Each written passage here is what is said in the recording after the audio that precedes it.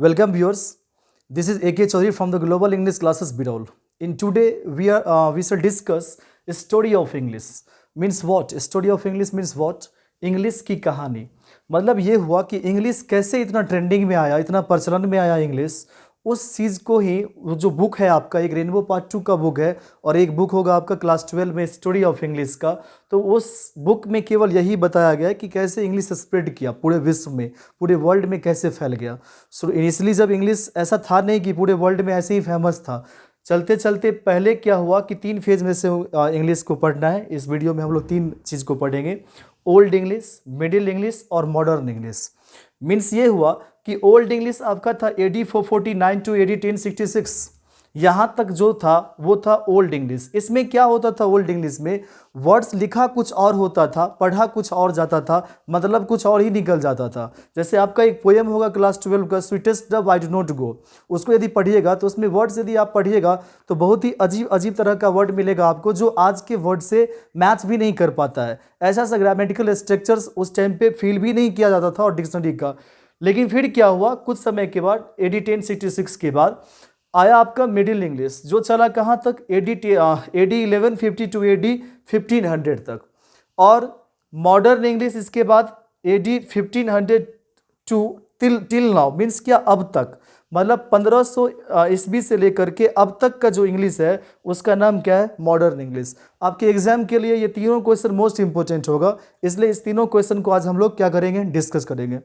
सो देखते हैं पहले first of all old English को। Old English, write a note on old English. कई बार आपके एग्जाम में पूछा गया है write a note on old English, एक नोट लिखो किसके ऊपर? ओल्ड इंग्लिश के ऊपर। तो ये आपके एग्जाम में 5 नंबर फिक्स क्वेश्चन होता है। इस तरह के क्वेश्चन यदि पूछा जाएगा लॉन्ग टर्म क्वेश्चन कहलाता है। देखेंगे, the first period in the history of English is known as old English period.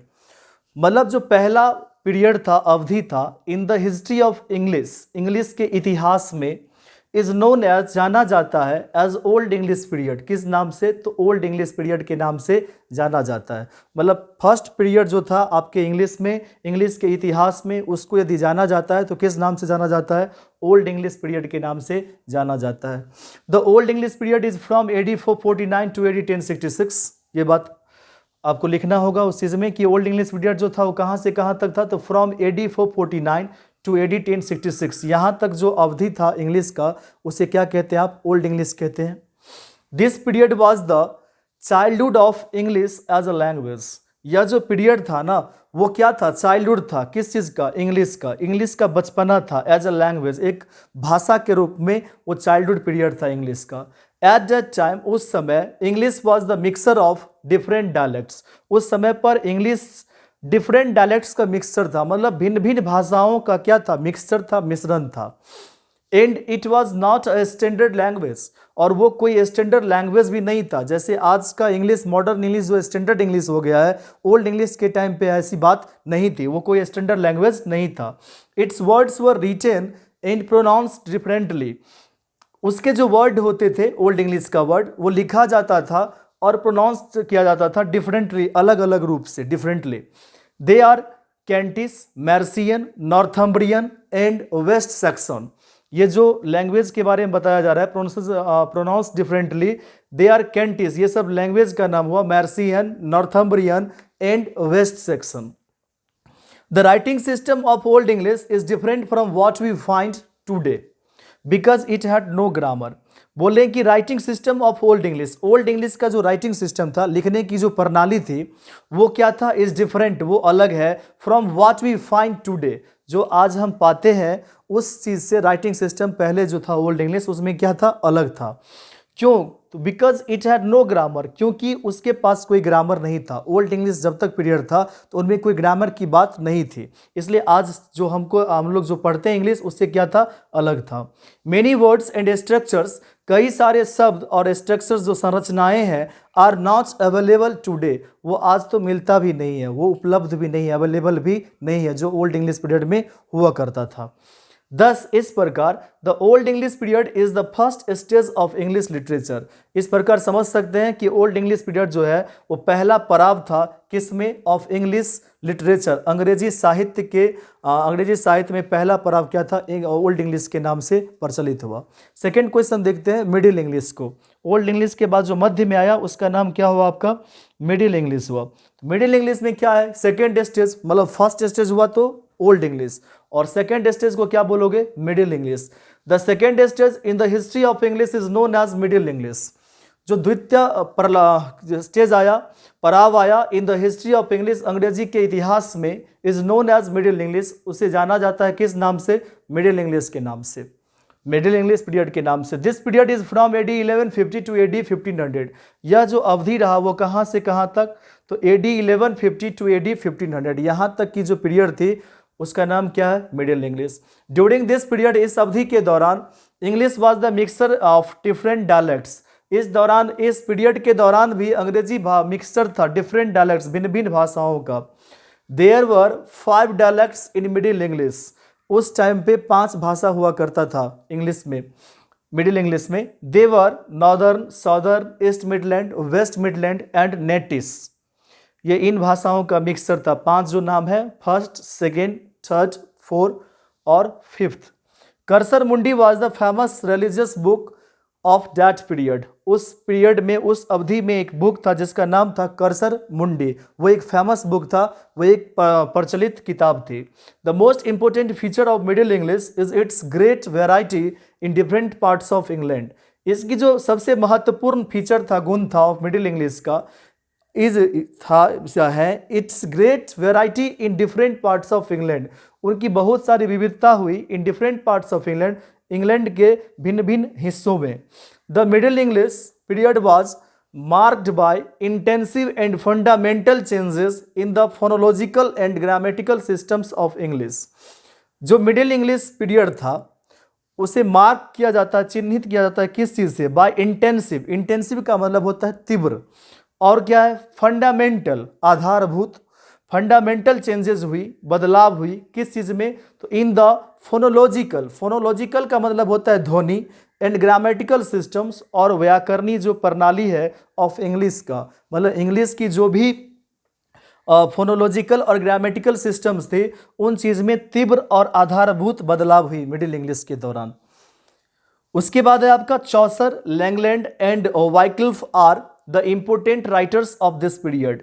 ये सब जितने भी राइटर्स हैं वो उस अवधि के इम्पोर्टेंट राइटर्स हैं, महत्वपूर्ण लेखक हैं। तो ये था आपका मिडिल इंग्लिश। नेक्स्ट और लास्ट है आपका मॉडर्न इंग्लिश को आज देखेंगे कि मॉडर्न इंग्लिश क्या था। The English from 15th century till now is called modern English. 15वीं शताब्दी से लेकर के और अब तक का जो इंग्लिश है उसका नाम क्या है, modern English. This period can be divided into modern English first and second. इस पीरियड को डिवाइड किया जा सकता है किस चीज़ में, तो मॉडर्न इंग्लिश फर्स्ट और सेकेंड दोनों में। During modern English first, English absorbed words from almost 50 languages. जो मॉडर्न इंग्लिश फर्स्ट था उस इंग्लिश के दौरान इंग्लिश एब्जॉर्ब किया वर्ड्स को कितने लैंग्वेजेस से, तो 50 लैंग्वेजेस से, लगभग में 50 भाषाओं से एब्जॉर्ब किया। बट लेकिन इंग्लिश ग्रामर रिमेंड कंजर्वेटिव, लेकिन इंग्लिश ग्रामर का वही हाल था, रिमेंड कंजर्वेटिव, वो फिर भी क्या था, कंजर्वेटिव था। Modern English is standard English. Modern English को समझा जाता है किस रूप में, तो स्टैंडर्ड इंग्लिश के रूप में। It is spoken and written in the same way in the almost all over the world because it has its own standard pronunciation. इसे बोला जाता है और लिखा जाता है इन द सेम वे, एक ही तरीके से, इन the almost all over the world, लगभग में दुनिया के सभी हिस्से में, because it has its own standard pronunciation, क्योंकि इसका होता है अपना ही स्टैंडर्ड प्रोनाउंसिएशन होता है। The 18th century has been called the Augustan age in the history of English literature. जो 18वीं शताब्दी रही उसे कहा जाता है अगस्तिन एज। अगस्तस नाम का एक रूलर था, अगस्तस, उसी के नाम से उन्होंने जो रूल किया, जो शासन किया, उसी के नाम पे 18वीं शताब्दी को जाना जाता है। किस रूप में, अगस्तिन एज के रूप में जाना जाता है। इन the history of English literature, अंग्रेजी साहित्य की इतिहास में। The requirement of dictionary and grammar were felt greatly during this period. Requirement जो थी किन चीज़ों की, डिक्शनरी और ग्रामर की, वो फेल्ट किया गया, महसूस किया गया, ग्रेटली बहुत ही ज़्यादा, ड्यूरिंग दिस पीरियड इस अवधि के दौरान बहुत ही ज़्यादा महसूस किया गया रिक्वायरमेंट को लेकर के, ग्रामर की और डिक्शनरी को। After the 18th century English language began to leave the source of England. 18वीं शताब्दी के बाद क्या हुआ कि इंग्लिश जो लैंग्वेज था, बिगेन टू लीव, छोड़ना शुरू कर दिया, the source of England, England का किनारा। It travelled to almost all parts of the world, और ये ट्रेवल्ड किया to almost all parts of the world, दुनिया के सभी हिस्सों में, and soon became a world language, और जल्द ही ये क्या बन गया, वर्ल्ड लैंग्वेज बन गया, विश्व का भाषा बन गया। तो ये था आपका 3 क्वेश्चन आज देखे हम लोग, ओल्ड इंग्लिश, मिडिल इंग्लिश और मॉडर्न इंग्लिश। इसका ऑलमोस्ट 3 या 4 पार्ट्स बनाएंगे, और 3 से 4 पार्ट में स्टोरी ऑफ इंग्लिश आपका पूरा कवर हो जाएगा। तो ऑलमोस्ट आपके एग्जाम में आपको 15 नंबर कवर हो जाएगा। तो जैसे 3 पार्ट्स में इसका ऑलमोस्ट सब्जेक्टिव क्वेश्चन हो जाएगा, और 1 पार्ट्स इसका बनेगा जिसमें इसका ऑब्जेक्टिव क्वेश्चन हो जाएगा। तो ज़रूर देखिएगा इसके बाद वाले वीडियो को भी, पार्ट 1, 2, 3 एंड लास्ट जो बनेगा पार्ट, वो पार्ट 4, जिसमें हम लोग डील करेंगे ऑब्जेक्टिव क्वेश्चन को। Thank you very much for watching this video. See you in the next video very soon.